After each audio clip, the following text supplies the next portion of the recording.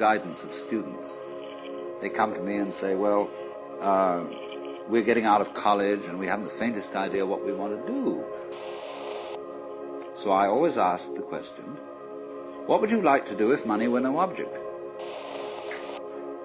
How would you really enjoy spending your life?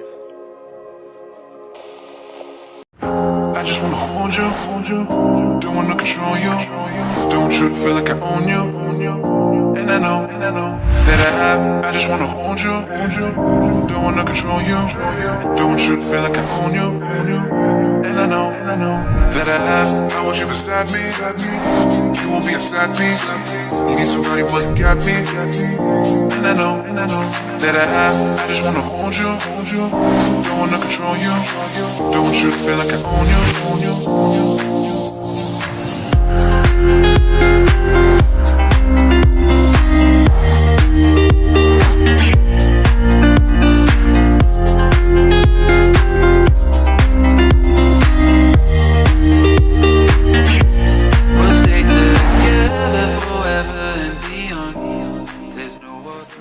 If you say that getting the money is the most important thing, you will spend your life completely wasting your time.